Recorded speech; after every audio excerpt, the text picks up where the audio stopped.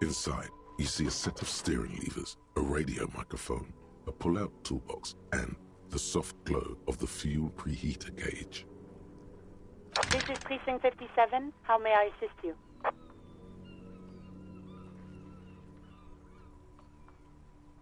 Sure, officer. What's the number? And the make of the armor, if you know it. Got it. I'll contact the ICP database immediately. Call back tomorrow. Hopefully they'll have dug up something useful by then. The International Collaboration Police, ICP, is an inter-Isolari law enforcement service, the crown jewel in the moral intern diadem, alongside EPIS and the coalition government. Just a second, officer.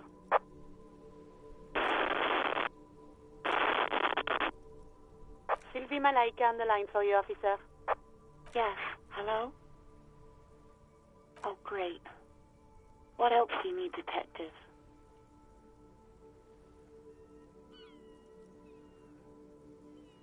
Well, you tried to jam it down the toilet, sir, clogging it completely. After I had unclogged the toilet and retrieved the paperwork, I threw it out in the trash, thinking you didn't need it. I am sorry about that. Anything else, detective? Yes, I know who you are. You're a police officer. The law. This exact conversation has happened before. Establishing authority before this young girl seems to have been important to you in the past. Don't go there again. Oh, no, I haven't, sorry. Real policemen have uniforms too, by the way. Where's yours?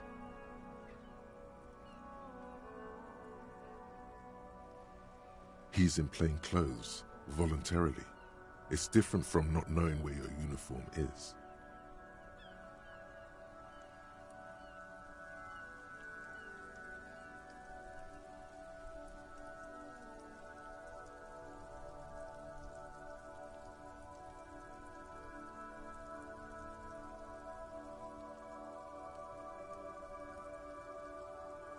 Uniform?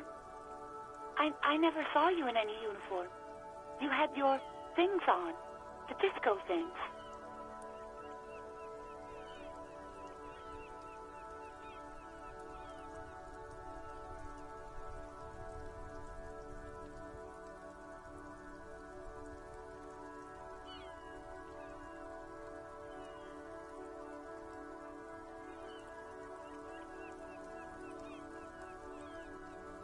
You hear the call breaking up on the other end of the radio, and then the already familiar voice. Anything else I can help you with, officer?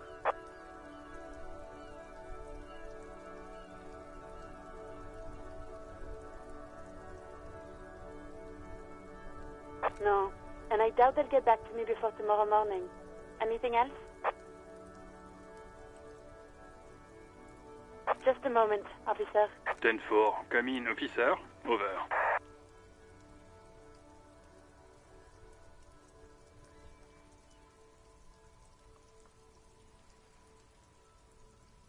Roger that. 10-10, over and out.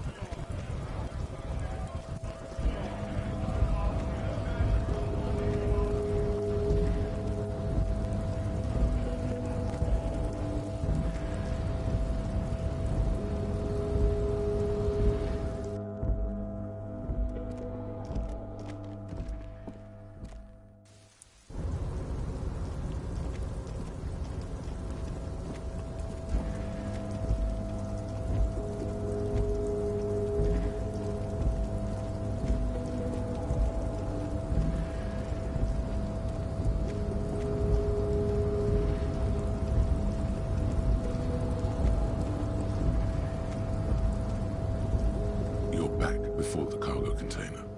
Its drawer has not lessened since you were last here. If anything, it seems to have grown slightly.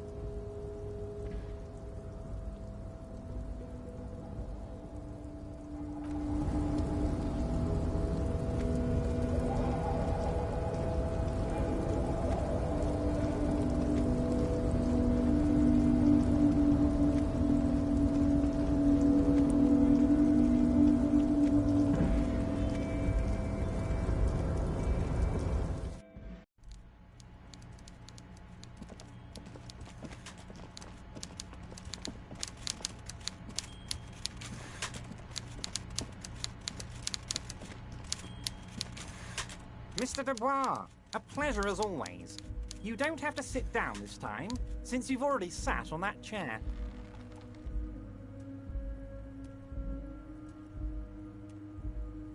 Oh, that's very nice. I haven't gotten around to her yet. I'm very, very busy, you see. I hope you're getting along. One thing I want to make very clear, Harry, is that this is not some kind of union versus corporation situation. Everyone is just pals here. We're all trying to do what's best for Martinez. Don't feel like you can't cooperate with her because you and I are such good friends and I'm helping you find your lost gun. I'm not a jealous guy.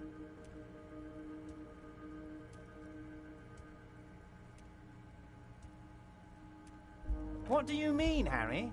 Nothing. I let him go.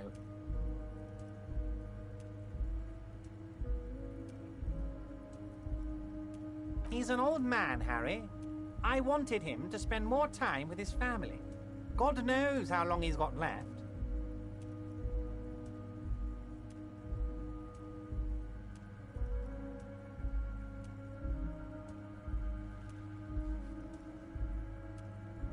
Harry, I have little people in my organization. I would never call someone a midget. What is this?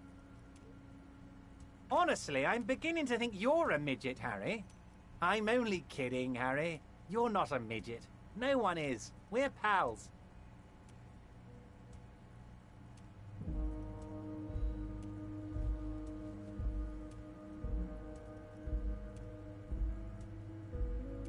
Vanished?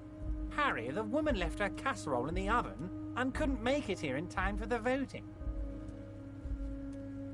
Oh, did I leave my casserole on? Better go home and check. The election can wait. When she got back, the whole thing was over. Wait, there was no mention of a casserole from Joyce.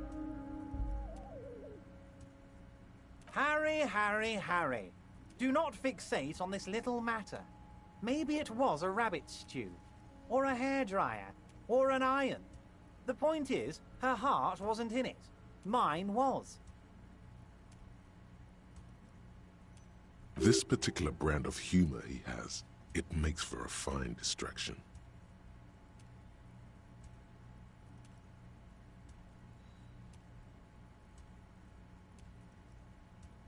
Yes, yes. Low balling, of course. This isn't a casino, Harry. Real people, real livelihoods are at stake here. But everything's a casino for those rich types. His expression makes it clear. This is childish and irresponsible behavior.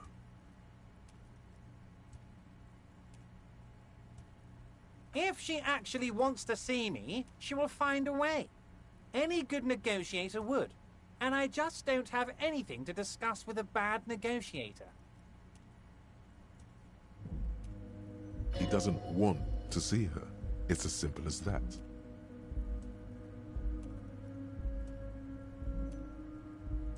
Of course, Harry. Let me just assure you one more time. It's perfectly okay to share anything we discuss here with this Joyce. This is a completely transparent organization.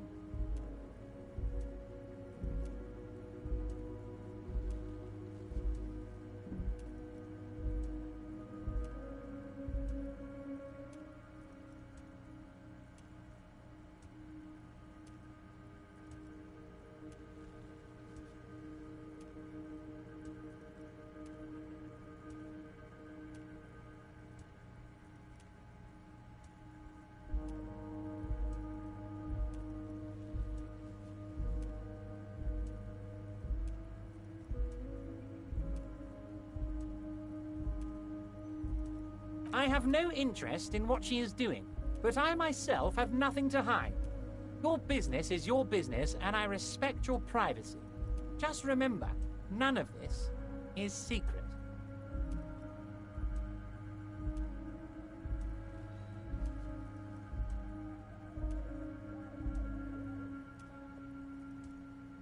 Tell her about all of it. My brother's picture, my singing swordfish clock. Tell her how overweight I am and how I'm helping you find your lost gun. Tell her about everything. Everett doesn't mind.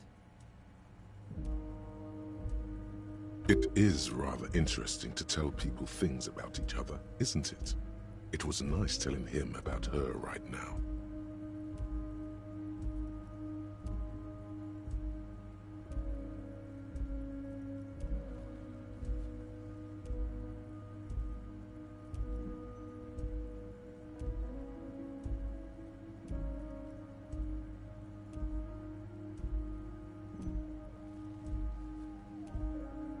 I'm very glad to hear that, Harry. One question. You didn't actually happen to stumble in and see what's inside the apartment, did you? He's trying to figure out if you're lying.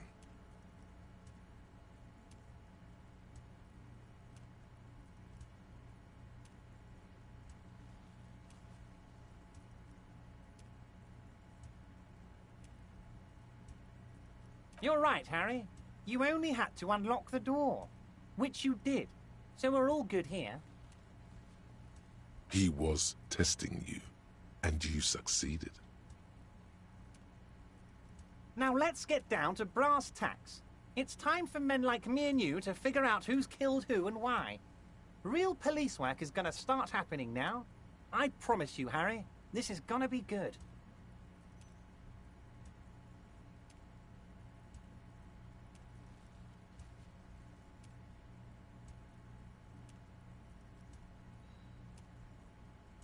By now, I'm sure you've figured out who the dead man was working for. The bad guys. Wild Pines. Sent to scare us. Another violent measure of the top hats against us flatcaps. Harry, this strike is the culmination of many, many mistakes made by the Wild Pines group. They tried to shut the strike down by sending in armed mercenaries.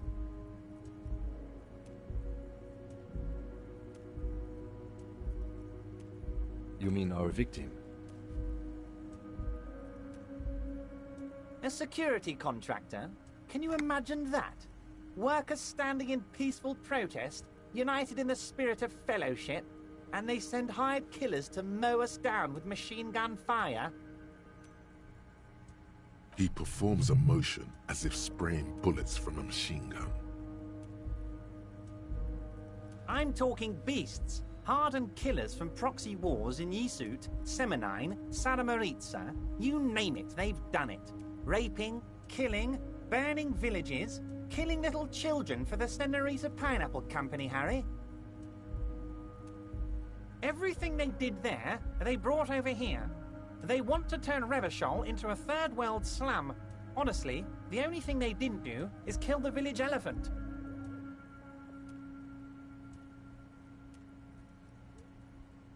Now, I haven't personally witnessed the brutalities out there.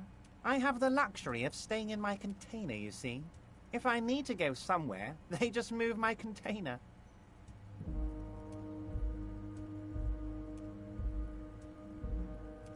Yes, I'm an old man, Harry. My legs aren't what they used to be. They lift my office with that big crane. It's actually very fun. You should try it. But enough about me and my fun container. The killers the company hired, I think there were 3 of them, all hardened commando types. One of them got downright suicidal, getting drunk, violent, a little rapey. Even their own negotiator couldn't control him. That's your boy, the one who likes hanging out and trees.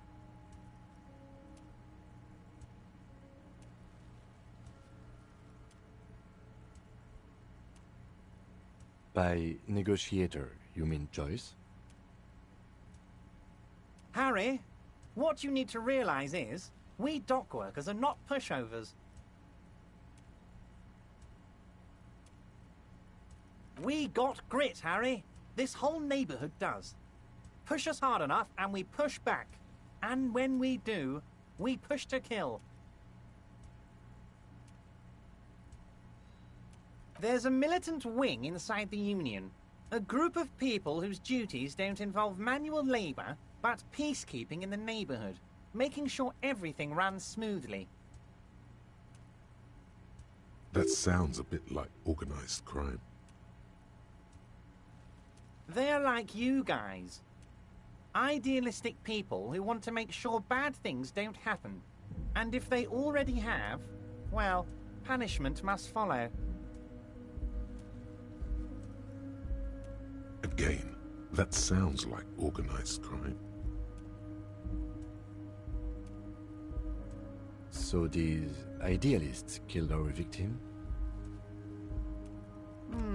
One day Titus Hardy, leader of this peacekeeping faction, comes up to me and says, "Boss, socialist democratic fervor drove us to take it upon ourselves to kill this beast that was burdening the land."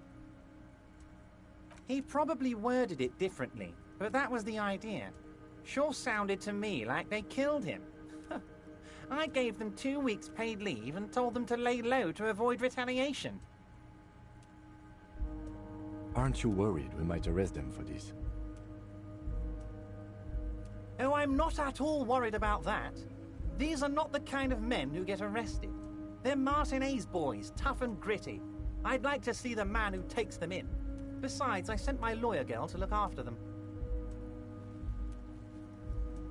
He places a lot of faith in that lawyer girl. Perhaps this is a tactical error. Anyway.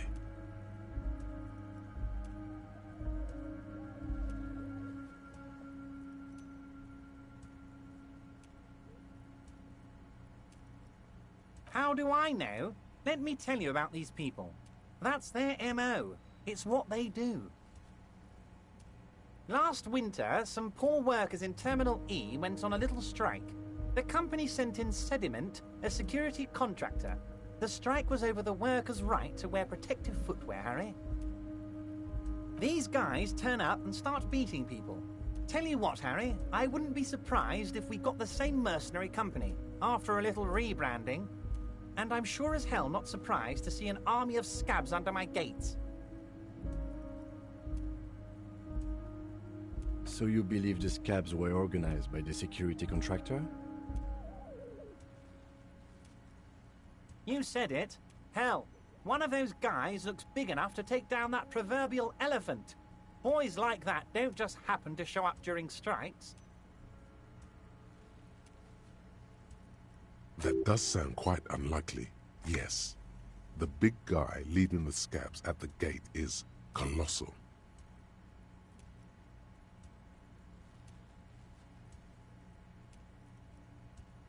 Oh, Liz is a bright one.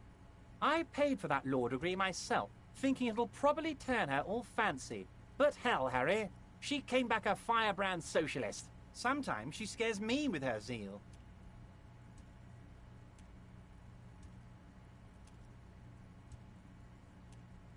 Oh, they are simply fine young men, all 7 of them. Exemplary union members, always working to advance their position in the local socialist democratic movement. Core members. Old Theo used to run them, but things really kicked into gear when Titus took the reins and named the group after himself. Gotta love his initiative. Interesting. Who's second in command? They're almost all of them great guys, born leaders. Whatever happened, I'm sure they only had the best interests of Martinez and Revachol in mind. Work with them. Hell, interview them. But don't fight them.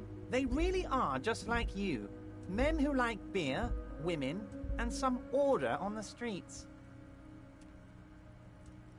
He's betting on them being useless to you.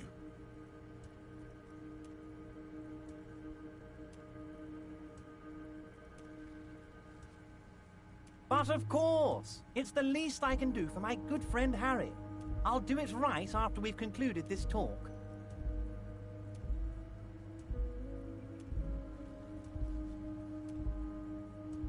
You can now go and tell Titus about this.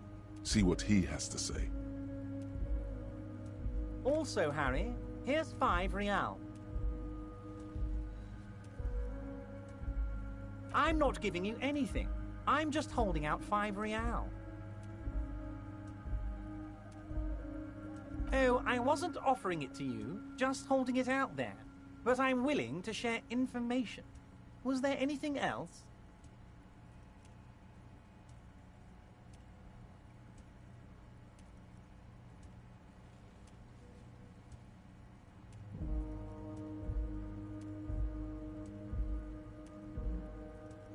Was it a good talk? I'm not sure we made much headway here. I was hoping we'd bust the case wide open. Heck, I even wanted to tell you what I really want to achieve with the strike. I don't know what happened, Harry. I wanted you to feel like Mr. Martinez. And of course, I also wanted you to find your gun. But it's like I can't completely trust you. Yet.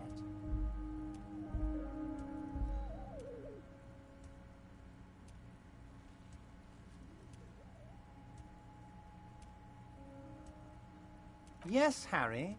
It's like I can't fully trust you if you're not a man of the left. I want to, but I just can't. A man of the left? So you have to be a social democrat?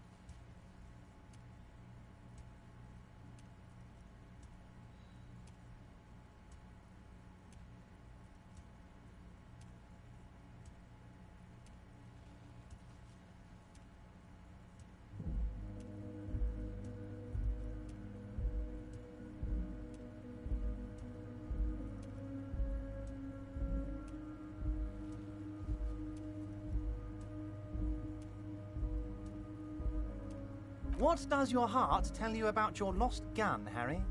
Does it tell you to forget about it? Or do you think it wants to be found? I think it's lonely and cold. I think it wants to be found, and I have a proposal for you. And what would this entail? Once again, I require nothing unethical or illegal of you. You just need to get 2 little signatures on this piece of paper, and then mail it to my accountant in La Delta. It depends. I don't think what we just got from Mr. Clare was very useful. As I said, it weighs on me heavily. But once we get really talking, well, I'm going to hand you the keys to Martinez, and maybe even help you figure out who's behind this killing.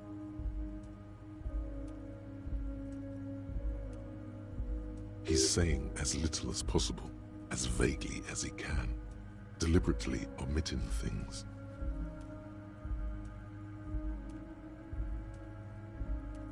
I'm glad you asked, Harry. The Union is going to build a modern youth centre in Martinez. It will be righteous. We're gonna get those teenagers off drugs and on roller skates. There's a nameless little street on the coast with some old houses around it.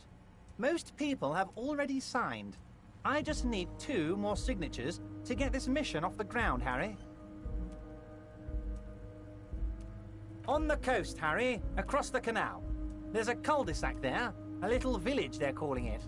A gloomy place. You'll find it. I trust your detective skills, Harry.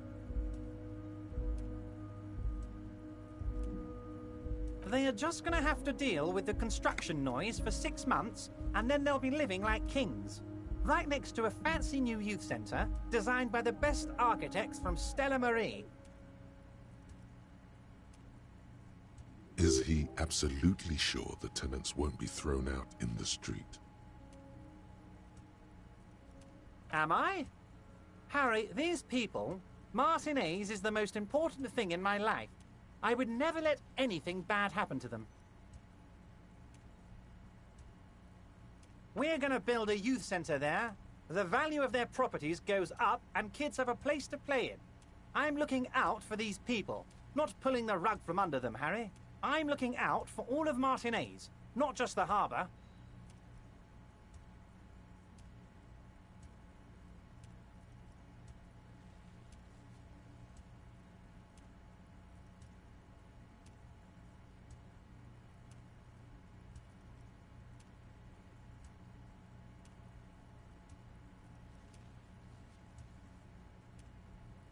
You bring joy to my heart, Harry. Such a pleasure to be working with you.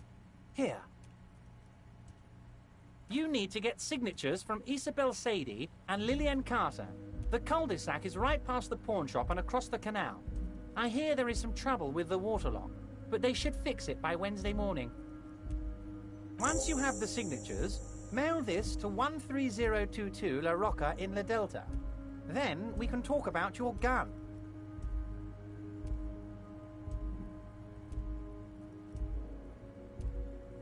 Most certainly, Harry. Nothing brightens my day like brainstorming. By all means, Harry, what's on your mind? You might have noticed there's one hanging on a tree behind the hostel cafeteria. Oh my. Don't take this question personally, but why would I get involved in this matter? Mr. Clare, the man was hanged with a cargo belt, a steel-reinforced cargo belt. It's safe to assume the Union had something to do with the murder. Besides, getting the body down would benefit all of us. It's a stain on the neighborhood.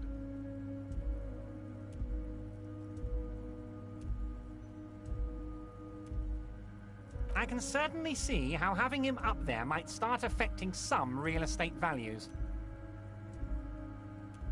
But of course, all joking aside, I am going to help you. Jean-Luc, my boy, I'm sending 2 police officers down. They have a dead body in a tree problem they need help with. Namely, they need it to be taken down. And Jean, please take it easy with the race signs. That's a yes to getting the body down, no to the race signs. You can find Jean-Luc down at the gates. He's the big, impressive one. You know, tattoos, muscles, ethnic looking. Can't miss him. Great guy.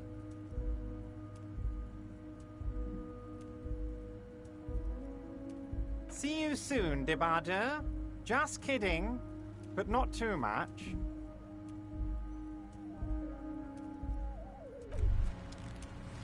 What's this? We're getting reports of normal, reasonable, temperate, political opinions somewhere in Martinez.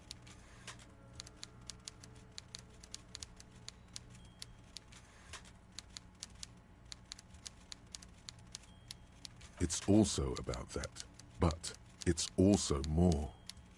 Perhaps it's the hangover. Perhaps it's a temporary surge of serotonin, but something tells you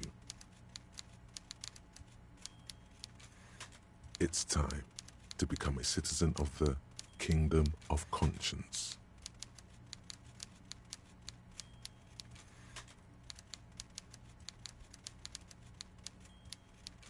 It is not a place.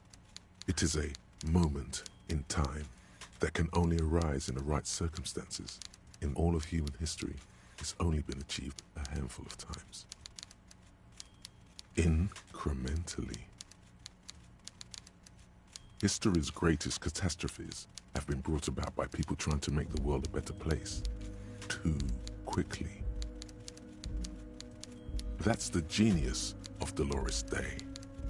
She recognized that progress is meaningless if its gains are lost because of instability. Real, lasting change can only come about gradually, increment by increment.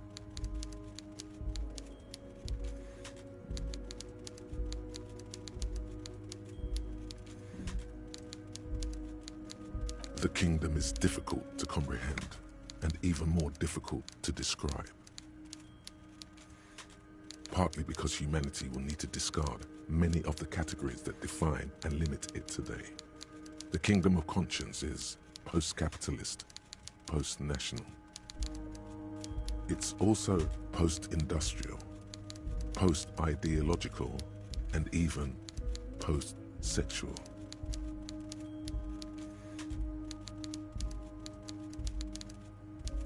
Slow down, Mr. Reasonable.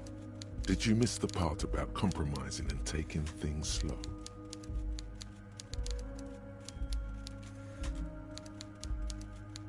That's right. Remember, real democracy is just around the corner for Revachol. When that real democracy kicks in, a long time from now, we are all going to be so much happier.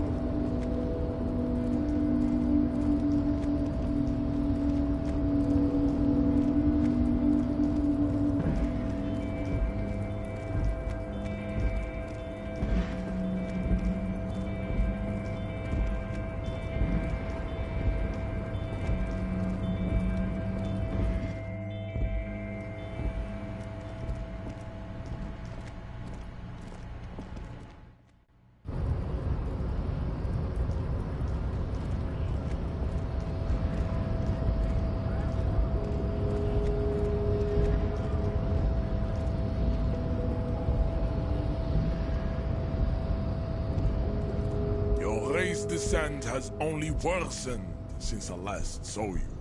You have really let yourself go.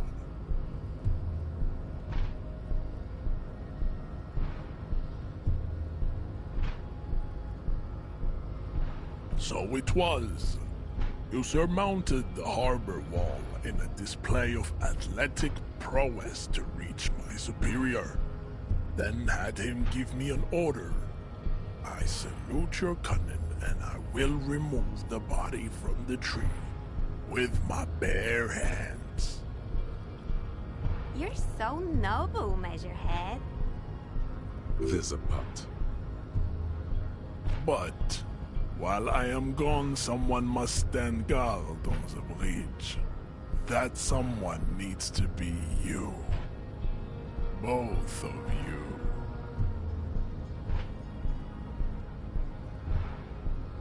This is the uncomfortable result of not taking it on ourselves. I can live with a compromise. Listen to your little friend. He is wise in his childlike way. His mysterious race may yet prove fierce competition to my heroic haplogroup.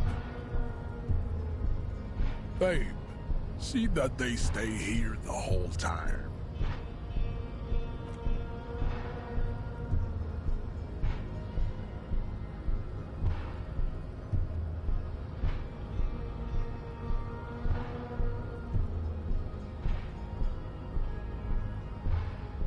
The woman's gaze follows Measurehead as he leaves. So, you guys are like cops or something?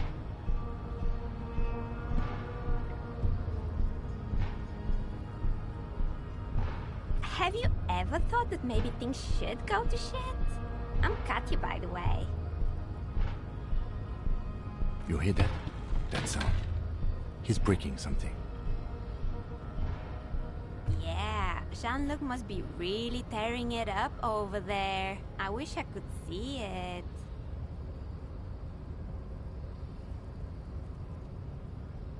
Look at you! RCM rent-a-cops! Guarding that bridge like Evrod's lapdogs! Is this where it's at now? The RCM is for sale! And who are you? What is your business here? Why are your clothes 4 sizes too small for you?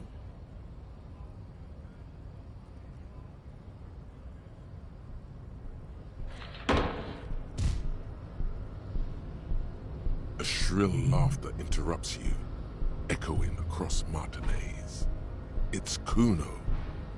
Then, the man turns to look behind him at the behemoth appearing around the corner, approaching him, walking past him.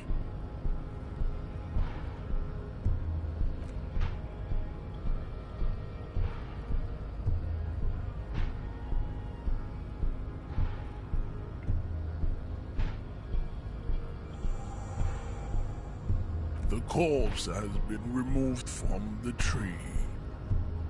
Stand down and congratulate yourself. You have sided with Ray's victory today.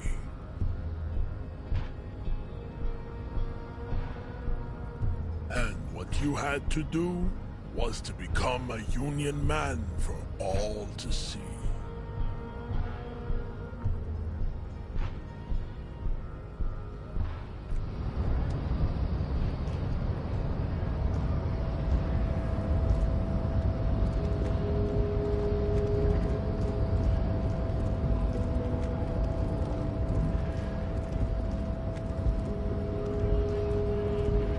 Hola, Wandering Man.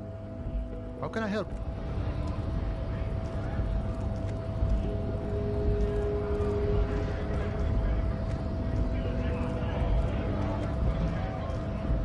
Right to work! Right to work!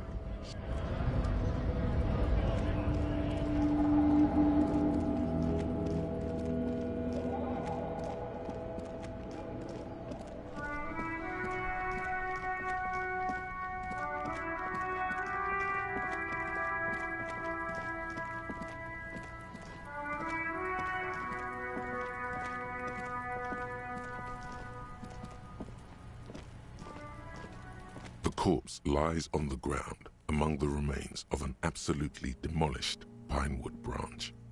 It's gently laid on one side.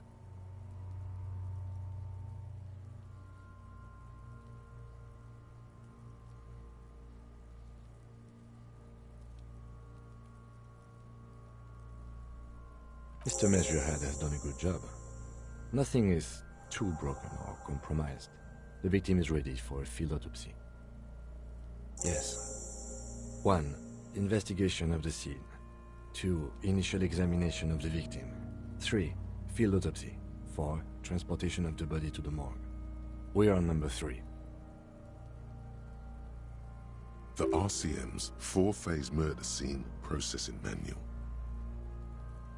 The fuck are they on about? Cop's gonna cut his shit up!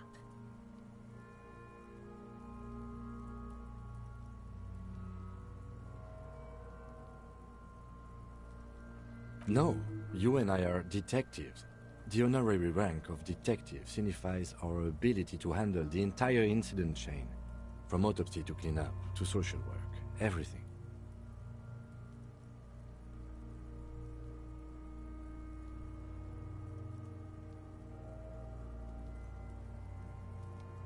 You are. Your station would not have assigned you on this case if you weren't.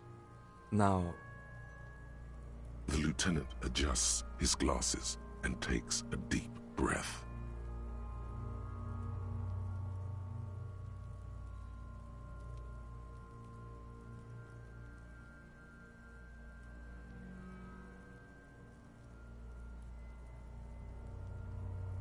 Come on, officer. You know what a field autopsy is. You've done 100 of them.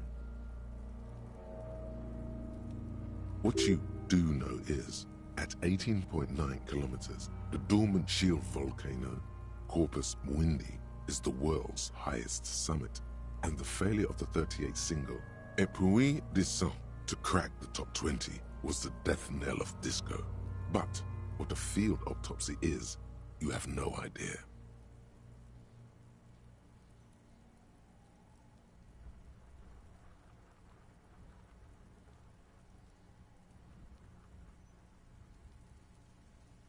You must have me confused with the Copperpedia.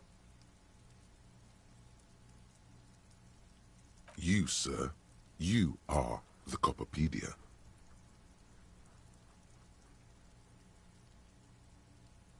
There truly is a time for everything, even for yellow gardening gloves. However, they are lacking hygienically. I suggest you get in there in limited capacity.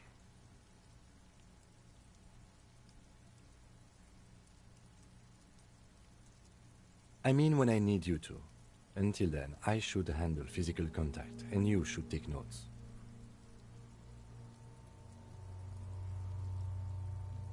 That's right.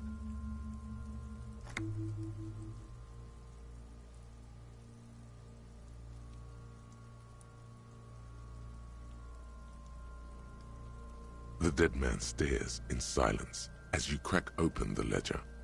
The bright red paper is covered in boxes and lists, describing the condition of his skin and organs in 3 parts. Above those, an 11-field info form needs filling out first. It begins with...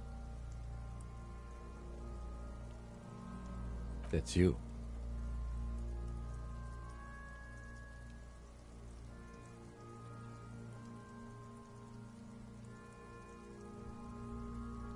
The corpse is indifferent to your scribblings, just lies there. The next box says KK57-0803.0815. KK equals Kim Kitsuragi. 57 equals Precinct 57, followed by his date 0803 and time of arrival 0815. On the scene. He's indexed the case after himself, not you. That's because he doesn't want to bring up the messy question of your initials.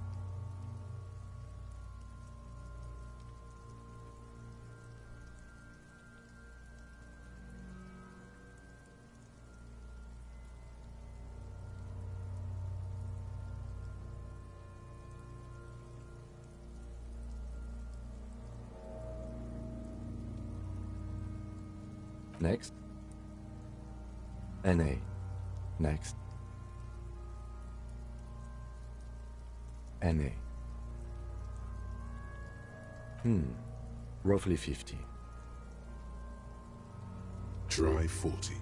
The damage is so extensive, it's better to err on the young side.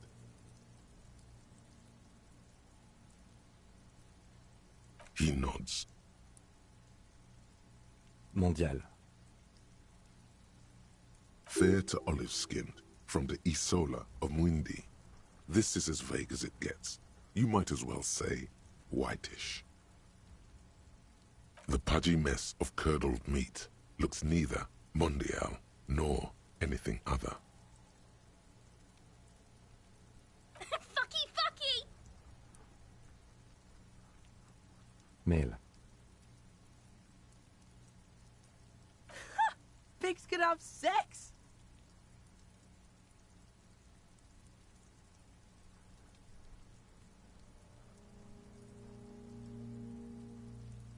Nor does he look male, with his pregnant belly and indistinguishable face.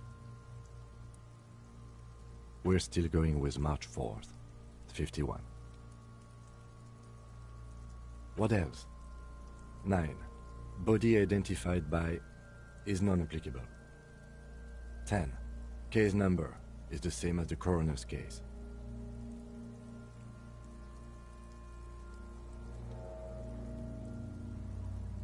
KK 57 0503 0815 listens motionless, with the cargo belt still around his neck.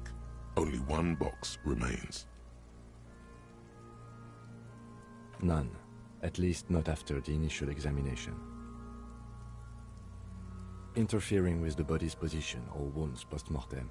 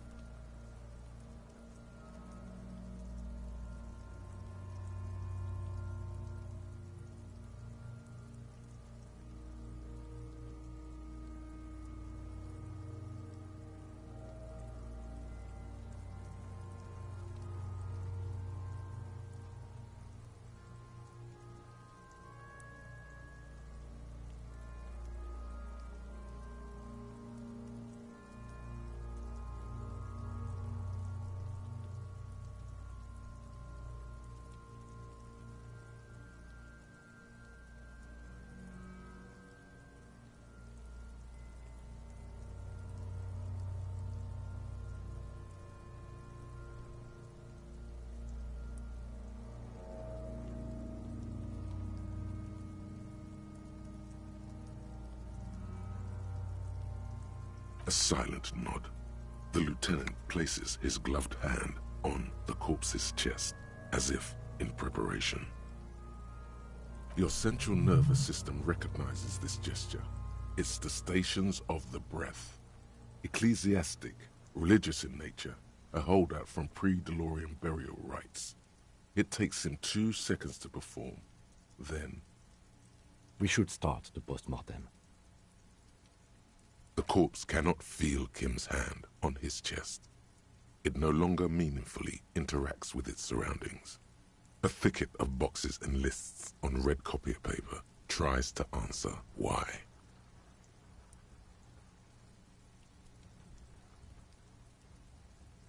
Clothes.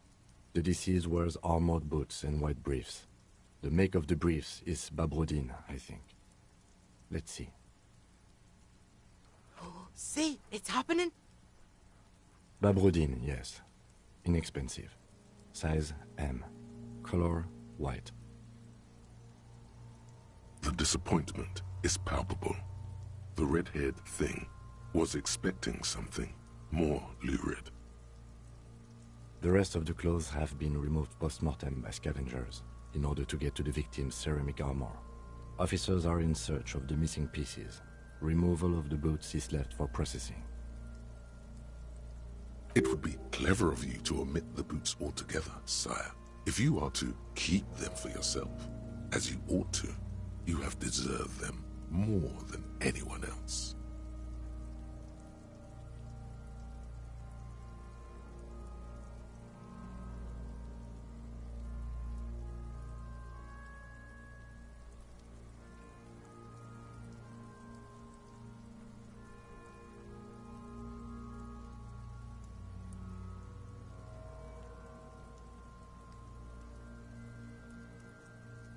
Patience. After the autopsy, before the body is taken away, there will be a window of opportunity. After the lieutenant has gone to sleep. I hope this has helped you, my liege. The boat has a serial number. It's E50.100.100. The lines between the plates are in the shape of the alphanumerical. The number is purposefully concealed by the design. Tattoos. The upper torso is covered in a single, continuous tattoo, resembling a map of the night sky. It reaches from the right shoulder to the heart. The ink is blue and white. The assistant has a color photograph of the markings, to be added to the case files as document A1. The photo is taken on the scene, using a Trigat Mini.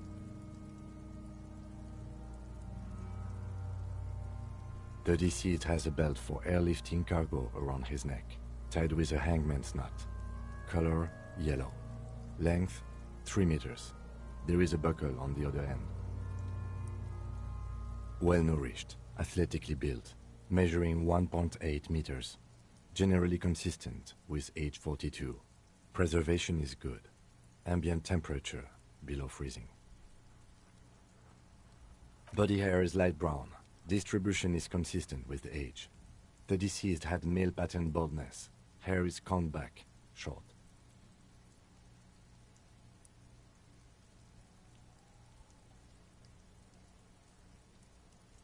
Lividity is consistent with hanging. The head is congested.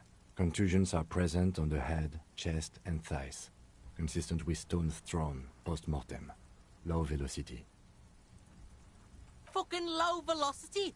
You think Kuno doesn't know what you're talking about? Velocity was fucking max. Talking shit about Kuno's velocity. In addition, there are bite marks on the face, scalp, and chest, consistent with predation.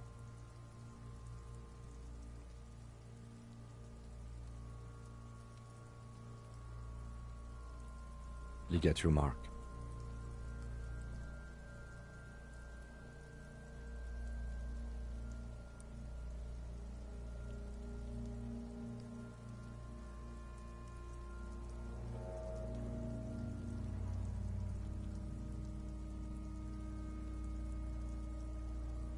The steel wiring. There's too much of it. We need to remove the belt so we can get to the ligature mark. You got just the right tool for that. The chain cutters.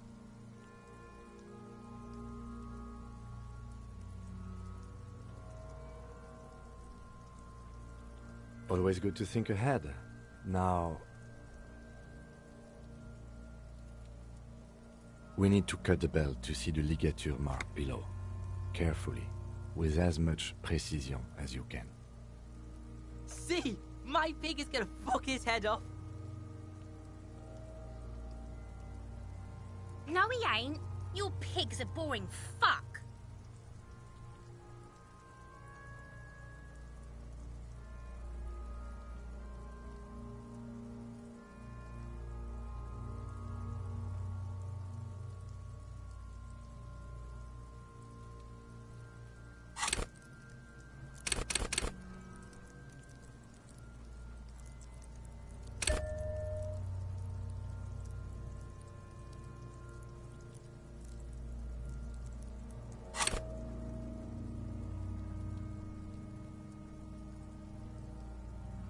You are? You're Kuno's pig? The belt is equally tight around the whole circumference of his neck, swelling over the edges like white bread rising from the yeast. The knot is the weak spot. The chain cutters fit in there. Steady now, like a flower arranger. 2 cuts and it should come loose.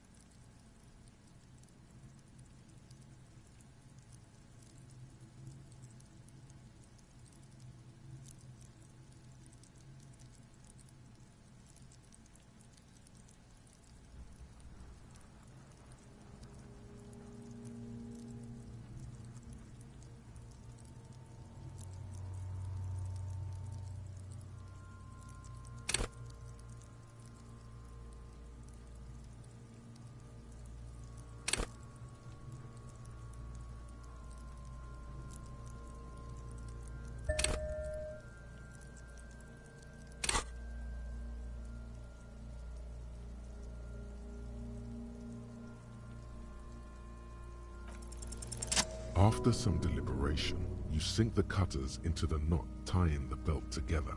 You squeeze the rubber handles together, sweat forming on your brow. Snap! The knot is slashed. Another cut and the belt falls apart like a flower bouquet, revealing the dead man's neck and the dark red ligature mark around it. The rope rises to a point, leaving a gap in the ligature mark. The suspension point is in the back of the neck. As it ought to. This is where its grip on the curdled meat is gentlest, pulling up.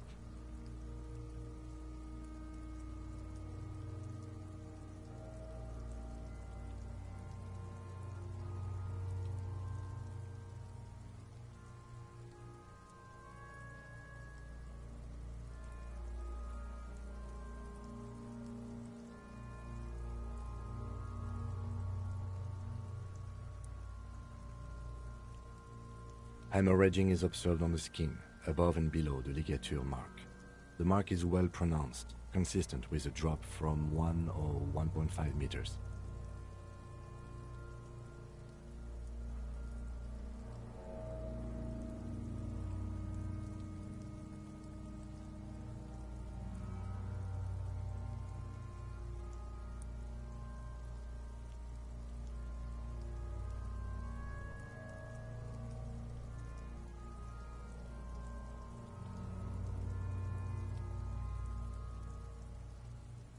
Chest is intact, normal contour, abdomen is protuberant, pelvis intact, genitalia...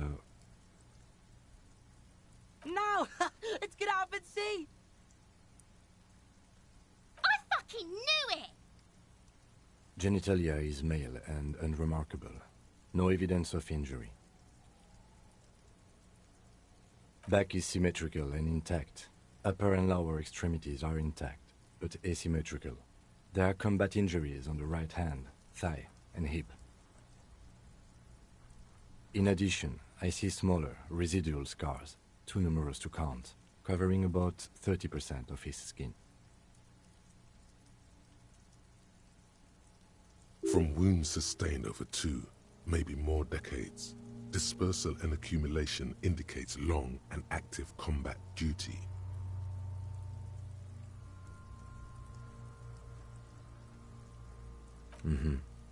We have a real museum here. Of battles, wars. Last item. Hands.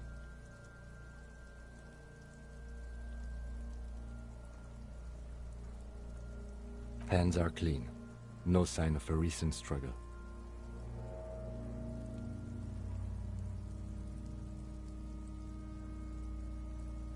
I was. Maybe I'm just not seeing them. Honestly, this stench is making it hard for me to think at the moment. Ooh. That's all for the external. Well done. What next?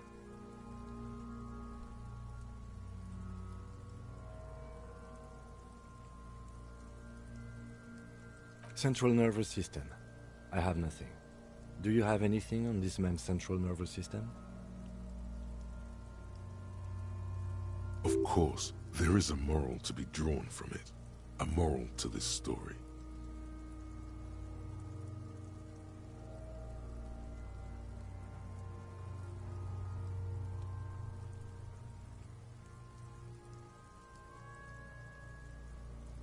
Musculoskeletal. Purge fluid is coming from the mouth. Not injury related. Eyes and tongue protuberant. Hyoid bone. Let's see.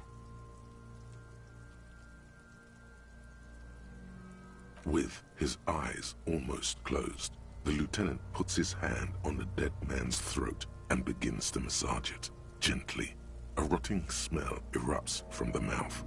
Purge fluid runs down his lips, black and viscous. You hear cracks as the lieutenant moves his sharp fingers inside the flesh, like the creaking of an old house at night. Yeah, jack that fucker off! The hyoid bone is fractured. The rest of the musculoskeletal system is intact. Unremarkable. Respiratory system.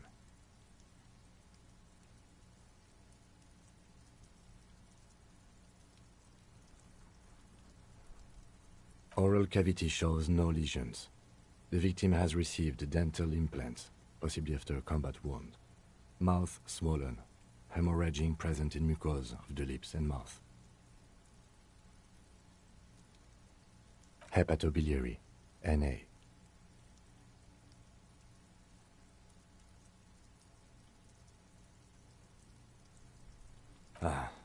Are you a hepatobiliary expert? Hepato means liver, and biliary, the gallbladder and bile ducts. Nothing in your alcohol-soaked memory directs to having forensic expertise on either one. Neither am I. Same for toxicology and serology, Na.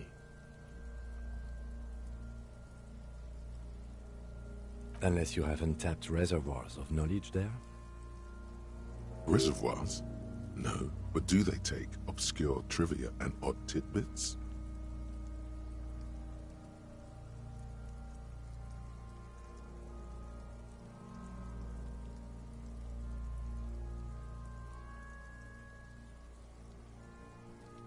Cardiovascular.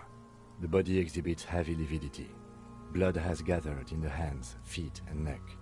Hypostasis is visually consistent with the hanging.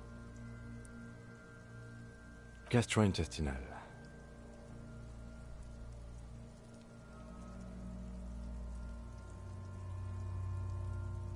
This will do. Digested semi-solid food in stomach. Voila.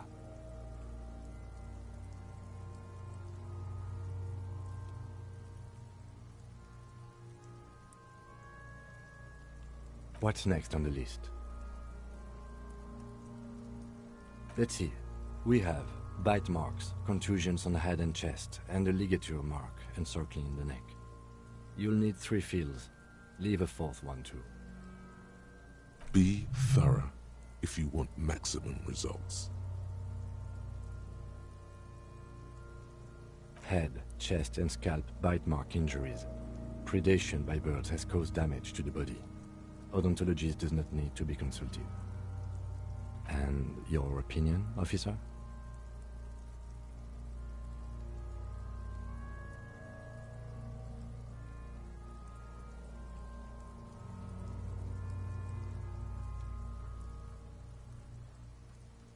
Agreed.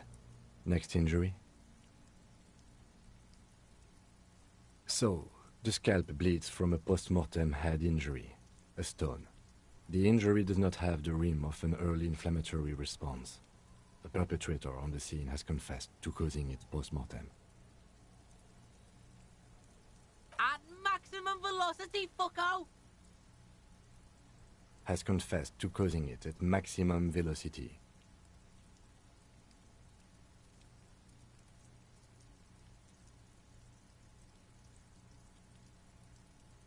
Coagulated blood sticks to his scalp and chest, where the countless stones have hit the dead man.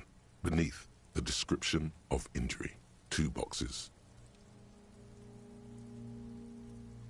Right. Next. Nothing.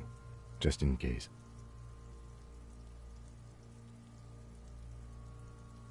A dark red abraded ligature mark encircling the neck, with a gap on the nape measuring, let's say, 7 centimeters. The hyoid bone is fractured, the cervical column intact. I see hemorrhaging on the skin, above and below the ligature mark. Depth of the mark, 1 centimeter. No signs of clawing on the neck. Below the note, 2 customary boxes wait to be ticked. The man's head jerks to the side.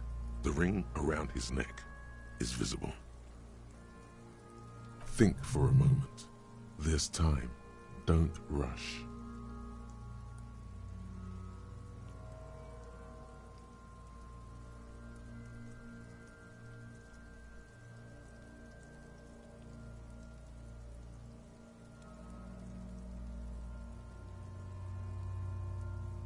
That's it. We have established cause of death. It's not much, and it leaves much to be questioned. But it's a start. Let's wrap this up. I pronounce this field autopsy over.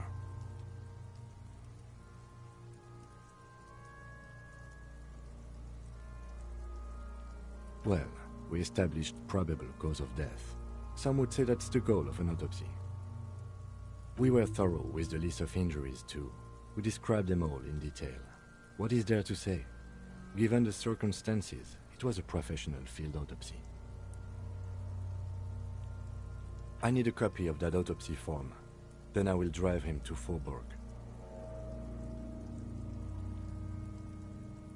For processing.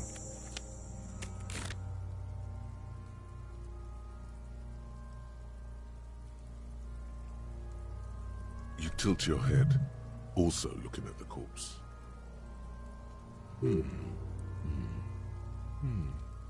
I'm sure we didn't get everything. There's always something.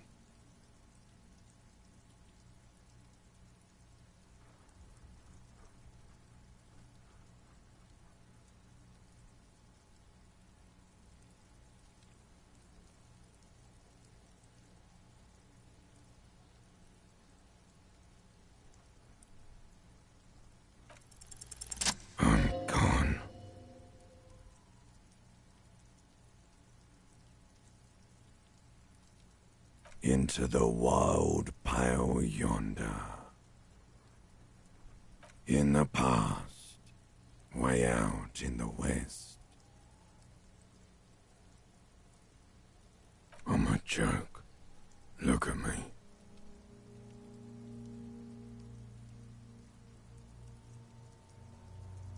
A killer. A motherfucker. And a killer. Go ahead, Coppo. What do you mean? It's the power of your imagination. Go ahead. Ask me more questions. You fucking love questions. Because you're a copperoonie. Look at all of them go. Do you want more questions?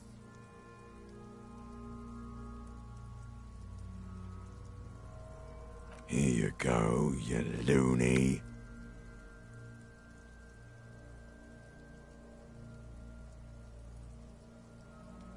Because you have.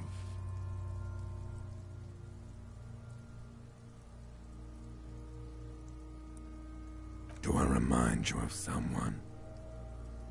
A child born with Muller's disease, harlequinism, grown up miraculously.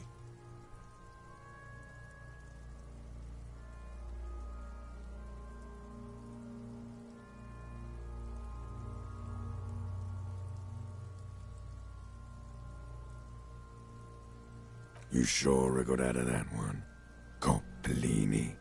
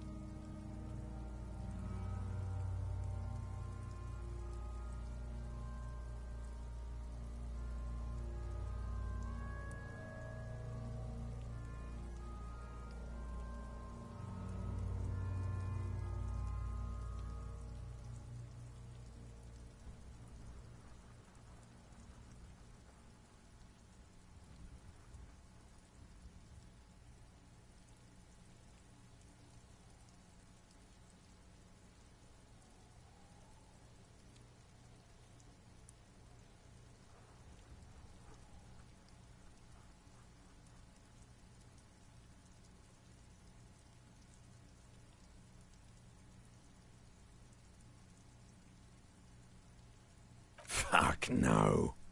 You're no Rooney. No, you're not a Harry either. You're a motherfucker. That's who you are. Rooney the motherfucker.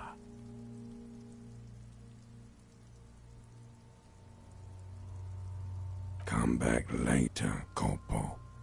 Amuse yourself with my frank manners and my memento mori features.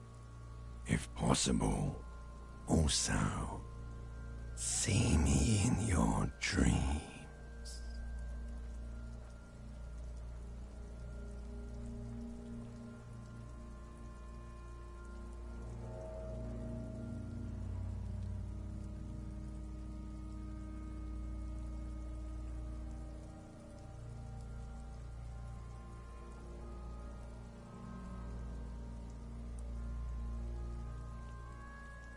Okay. I need a little help for carrying him to the holding pen of my kinema. I can take care of the rest. There go those beautiful enamel boots. You will never own the full set now. May they rest in processing. Oh well, in another lifetime. Continue working here. The locals, the case, or attend to your own business. I will meet you downstairs in the Whirling in Rags tomorrow morning, 7:30 sharp. This means Lieutenant Kisuragi will leave the party until tomorrow morning. You're free to do side tasks and even the main case, though it might be more difficult. If you have nothing to do, read books or sit on the bench on the plaza.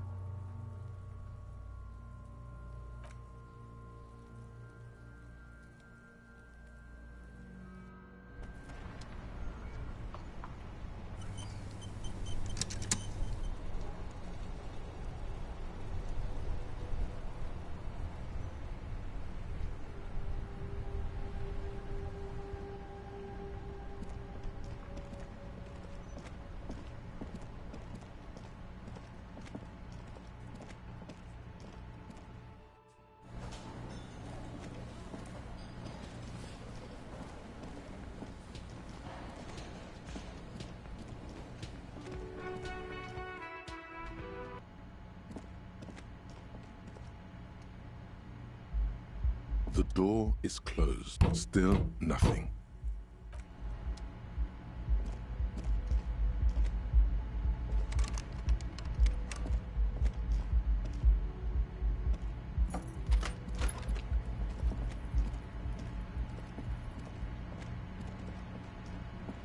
A mirror hangs on the bathroom wall. It's barely covered in steam anymore.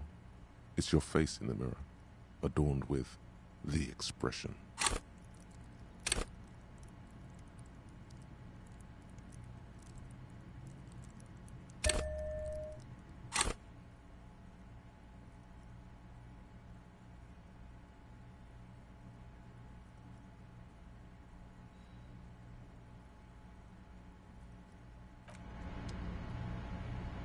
A mirror hangs on the bathroom wall.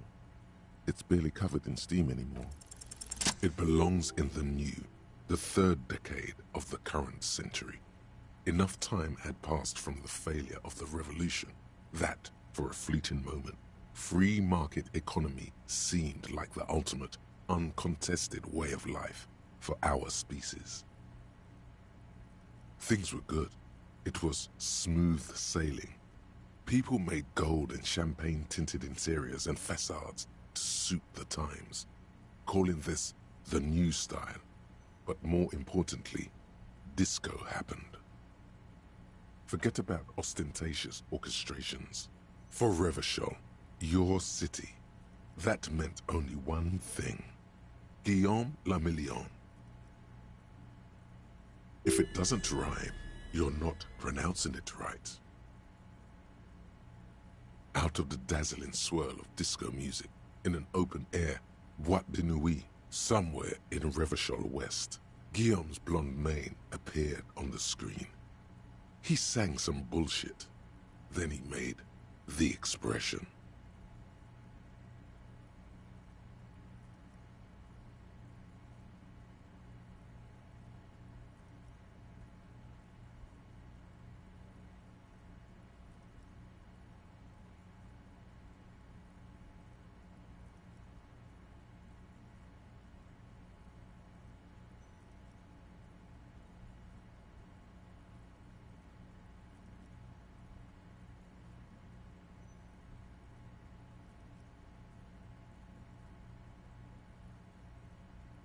There is a vast ocean of time between right now and the expression. Looking good on you, or anyone. 2 decades, if the calendar is to be trusted. Humanity has run aground in that time. It's a different world now. The expression is a relic.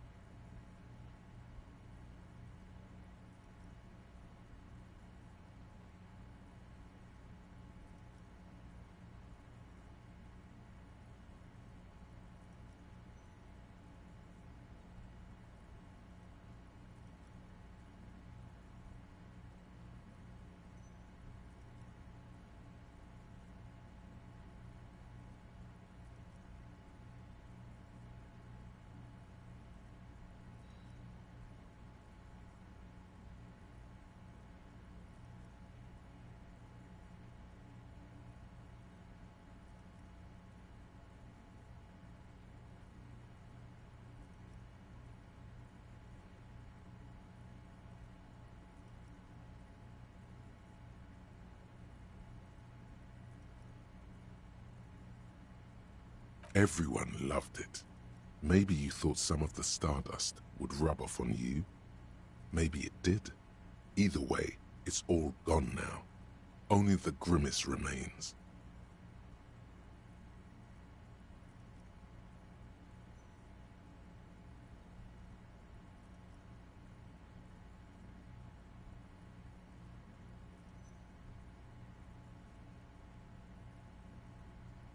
The click is used to spur on a horse. It also features heavily in Guillaume Le Million's regional mega hit, Don't Worry, Your Pretty Little Head. Sometimes you like to add finger pistols to the mix, because, unlike Guillaume Le Million, you are a police officer. It's your nifty little way to say, I'm armed and dangerous.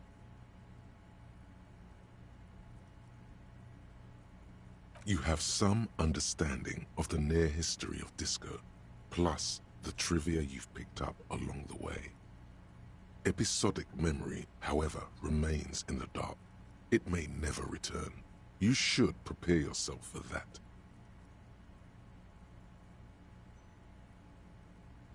Not really. OO must have just stirred your mind. They're more like a disco rock band anyway. It doesn't have to be. You can swoon over Guillaume and his champagne-corked smile whenever you want to.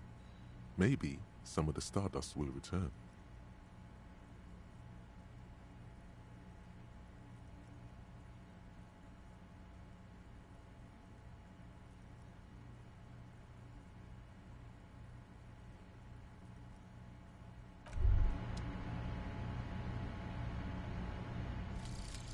Kingdom of Conscience. The Kingdom of Conscience will be exactly as it is now. Moralists don't really have beliefs.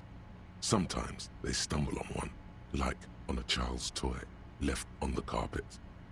The toy must be put away immediately, and the child reprimanded. Centrism isn't change, not even incremental change. It is control over yourself and the world. Exercise it.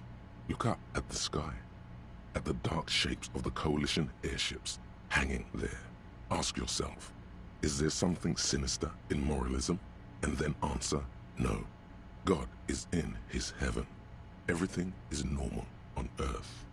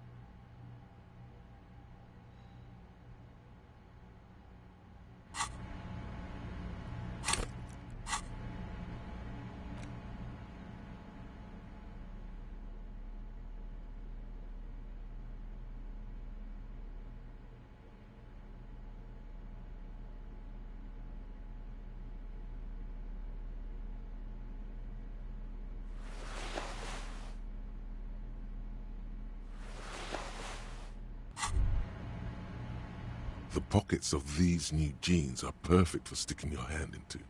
Makes you look cool, calm, and collected. As your hand enters the pocket, your fingers brush against something, soft yet crinkly. Hey, it's a chewing gum wrapper. It reminds you of the fruity juice of apricots. You should inspect it closer if you have time. Something about the wrapper's texture is familiar.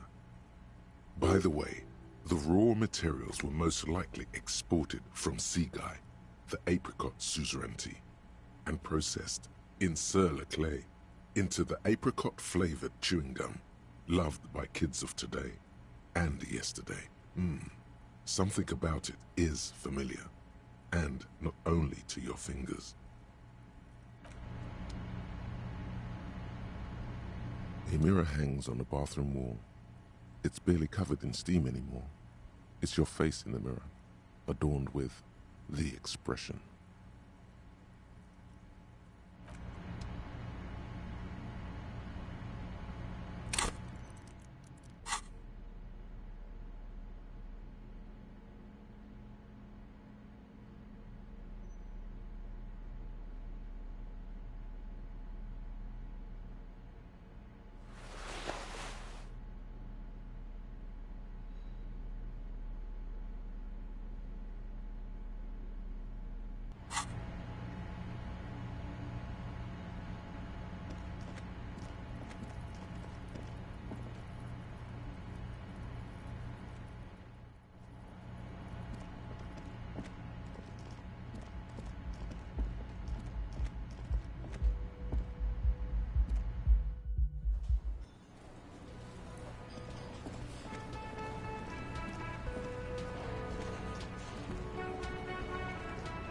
Looks like the circus left town, but the clowns are still here.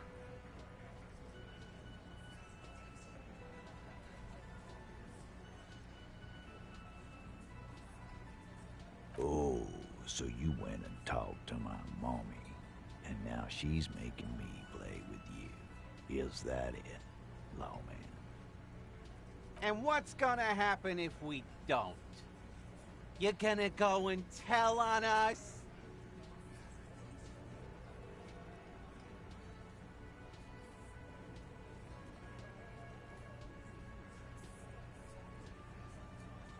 Yeah, I heard him. Now fuck do you think I'm doing here? You'd have your ass handed to you if it wasn't for the boss man's word. Let me state this very clearly, Capo. Hello, officer. I'm Titus Hardy, and these are my boys. Hardy boys. How may we assist you? But having Everard back you up like that did seem to have some effect.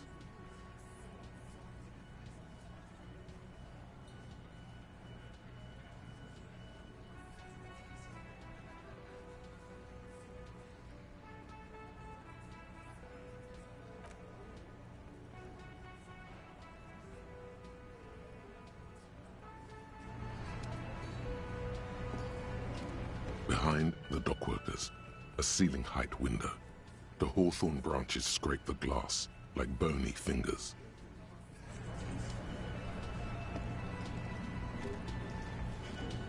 I've got nothing to say to you. Why are you... I am not. You could be Liz. You could be anything. You could even be a model. Even a mod? Glenn, I went to law school. I am an attorney. He's right. With a face like that, she could be on the cover of Le Debutante International.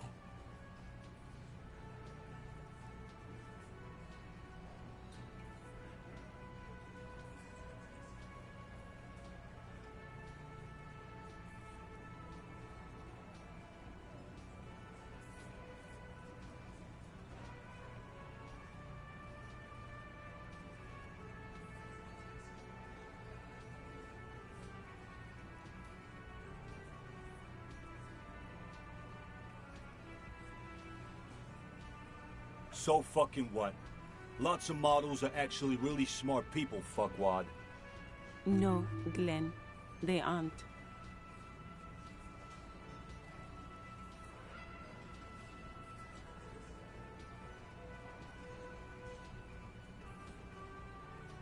This didn't change her opinion of you. It's not her. She's not a hardy girl. Definitely.